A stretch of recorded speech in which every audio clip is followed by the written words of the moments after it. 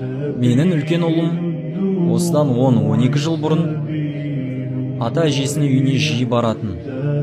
Аллаға шүкір, ұлымның сөйлеуге қатысты ешқандай кемшілігі жоқ. Ата-әжесіне барып келгеннен кейін ұлым кекештеніп сөйлейтін. Тілі күрмеліп, кекештеніп сөйлейтін. Осындай жағдай сіздерде де болуы мүмкін. Ата-анаңызға болды, енді бұдан былай балам сіздердің табалдырықтарыңызды аттап баспайды. Сіздер нашар адамсыздар. Балама не істегенсіздер десеңіздер, қарым-қатынастарыңызды құртасыздар. Олар әдейілеп соны қаламаса да, баланы айналып толғанып отырып, көздері тиіп кетулері мүмкін.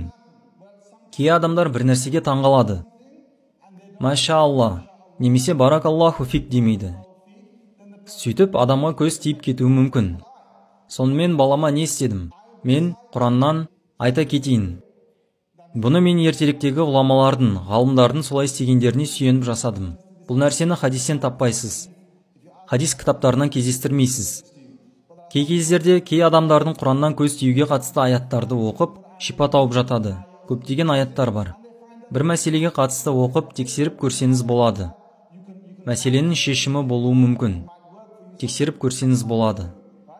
Ғұламалар келесі аяттарды көз тиюге қатысты тексеріп көрген. Бұл Қалам сүресінің соңғы 2 аяты.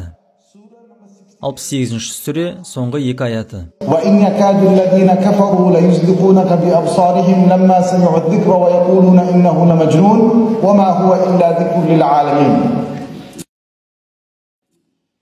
Осы аяттарды 41 рет оқып, Қалам сүресінің соңғы 2 аятын 41 рет оқып балама немесе суға дем салып беретінмін. Әлхамдулилля, кекештенуі тоқтайтын. 1-2 аптадан кейін ата-әжесіне тағы барып, тағы кекештеніп келетін.